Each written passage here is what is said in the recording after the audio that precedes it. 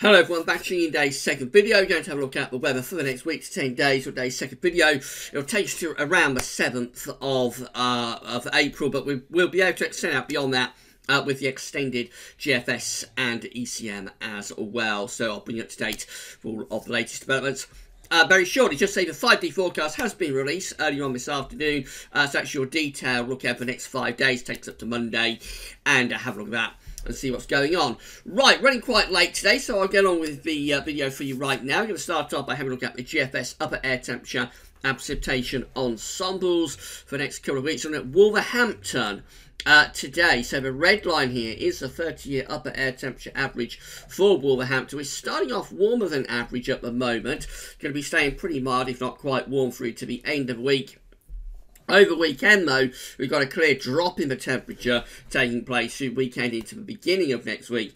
It will turn quite a bit cooler. Now, that cold snap coming up, or was forecast to come up around the middle of next week. Look what's happening now in the GFS ensembles. Most of these ensemble members through the middle of next week are actually keeping these upper air temperatures around the 30-year average.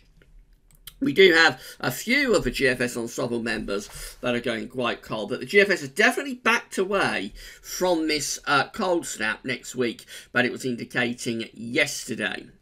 You remember the CFS was never really that keen on it, and if this is right, it'll be hats off to the CFS if we don't really get this cold snap through the middle of next week. Actually, now it looks as though the GFS ensembles just want to keep temperatures very close to the 30-year temperature average, really, going into the second week of April. Precipitation-wise, a lot of dry weather coming up through the rest of March and into the beginning of April too. Some precipitation spikes are returning as we go late into the first week and on into the second week of April, but they are a minority option. There's not many of them, and also it's going to be a pretty dry scene, really, certainly for the next week to 10 days, maybe even a little bit beyond. Temperature anomalies are coming out ever so slightly below average, so it's still pretty cool, and that's despite a fairly mild, if not quite warm start, actually, though we are going to have quite chilly nights, so I suppose that will offset the warm days over the next couple of days. And then after that, it does turn cooler into the weekend. So the upshot is that overall, the temperature anomaly from the 27th of March to the 4th of April is slightly below average. And it's still looking very dry as well. Precipitation anomalies from the 27th of March to the 4th of April coming out much drier than average, really, for most parts of the country. So how the GFS operational run is looking for Saturday. So we're bringing the cold front down on Saturday, but it's moving into an area of high pressure. So the cold front will be just there, pushing southwards across the country.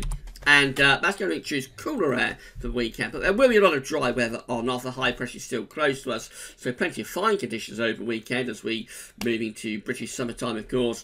Plenty of fine weather, but temperatures will take a bit of a dip. Now, into the start of next week, this high pressure carries on sitting around the country on Monday. Then on Tuesday through to Wednesday, we don't get as much of a northerly now.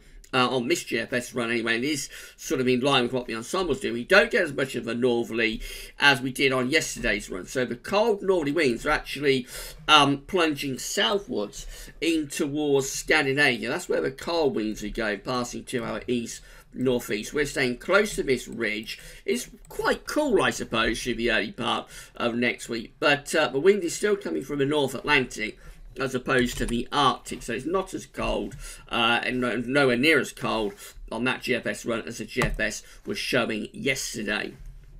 And we keep high pressure going through much of next week, so another mainly dry week actually coming up next week. And after a chilly start to the week, temperatures probably start to lift up and it becomes warmer once again through the second half of next week.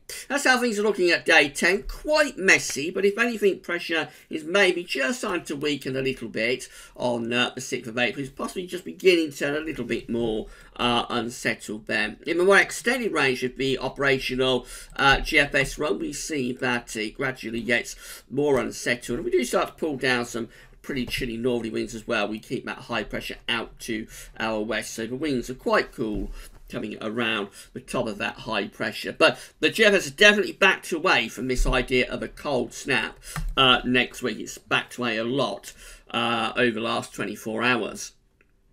GFS parallel run is looking like this, so again the high pressure is just sitting out to west of us over the weekend, but still mainly dry and fine conditions, just temperatures take a bit of a drop. Through the course of next week, where we bring down those northerly winds through Tuesday to Wednesday, but again, most of the cold air with those northerly winds is passing just to our east, running down the North Sea and affecting much of Scandinavia and sort of Central Europe. We're close to this ridge of high pressure just out to the west of Ireland, so we're chilly. It's quite cool, but not as cold as the GFS output was showing yesterday with those northerly winds. And then as we go into more extended range, heading up towards day 10, we find that again gradually the high pressure is beginning to weaken. It's just starting to turn a little bit more unsettled as we get to day 10, Saturday the 6th of April. And in more extended range still, going out to 2 weeks away, does turn quite a bit more unsettled then.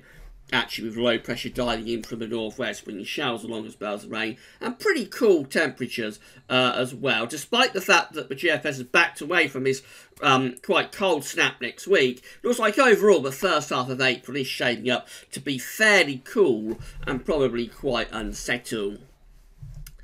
With the GFS output, I have to say, we'll have to look at the models right now. So this is the ECMWF. Again, we've got this cold front moving southeastwards on Saturday. Very weak feature, but it will lower the temperature over the weekend. High pressure will be dominating through the weekend. Into the early part of next week, well, there's that northerly wind. So a little bit more of a northerly, actually, with the ECM compared to the GFS run. So still a bit of uncertainty about this northerly Tuesday to Wednesday. That's more of a direct hit from the north, actually, with the ECMWF this morning. In the more extended range, heading towards day 10, that's how we look. So high pressure continues to sit just to our west, southwest. It's throwing in this ridge into the UK, so a fair amount of dry weather through the second half of next week, but certainly not particularly mild, actually probably quite chilly with the wind coming in from a west to northwesterly direction.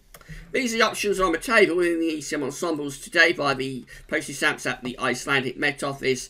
This is for day 10, 240 hours away, which is the 6th of April. So we've got 16 members of the ECM ensembles with below average heights to our west and south. And so they're going to be quite unsettled. They'll be bringing wet weather in from off the Atlantic. Another 14 with below average heights up to the north and northwest and extending through the country. So those ones also quite unsettled, probably quite cool as well. And they do include the control and operational ECM runs as well. There's 10 members of the ECM ensembles with low pressure to our north, so they're unsettled and they're bringing in westerly winds too. And another 8 that have low pressure over top of the UK, so obviously they're going to be pretty unsettled as well. A lot of unsettled options, I have to say, with the ECM ensembles for day 10. There's just a very minority option, only 3, that have an area of above average heights close to the UK, so obviously they're a drier and milder option. But overall, it looks like the ECM ensembles are looking quite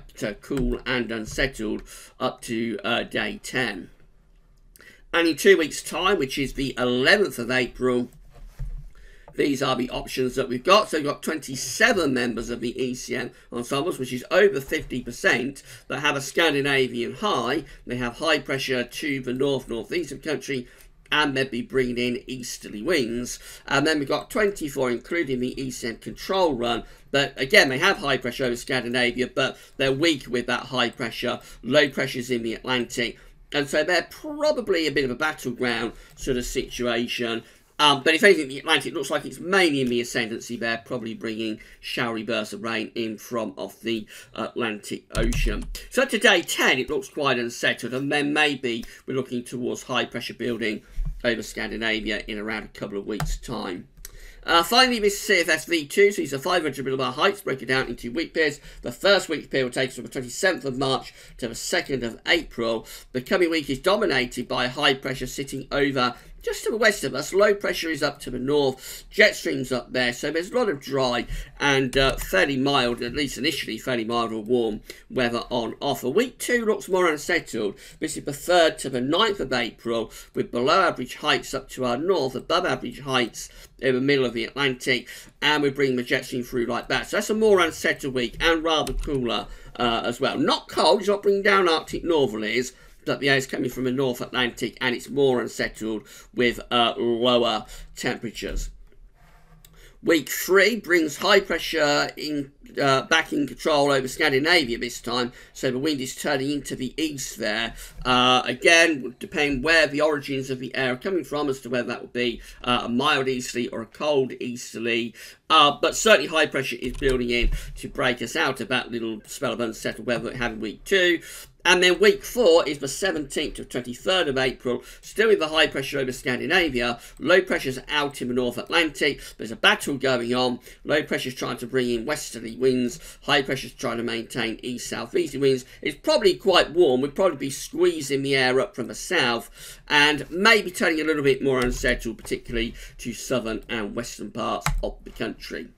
So it's a bit of a mixed bag, and this April for quite a while now has been causing a lot of uncertainty about where it's going, and I think that uncertainty is still there actually within the model output. The GFS has definitely backed away from that very cold northerly, very cold for the time of year, northerly that it was trying to bring down for next week yesterday. It's backed away from that quite a bit. Most of the cold air is shoved off to our east-northeast. The ECM still shows quite a northerly though for next week.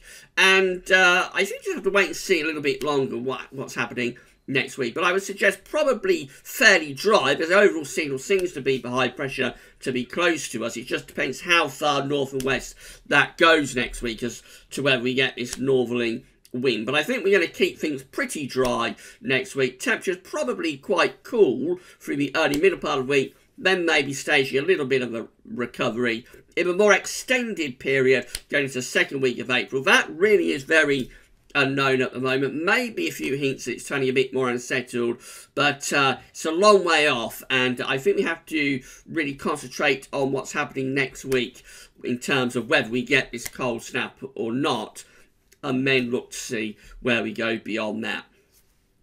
Right, so that's it for your 2 videos today. We'll be back tomorrow with a look at the weather for the next week, 10 days. We'll include the Beijing Climate Centre for the next 40 days in that one as well. That's all for now, and thanks for watching.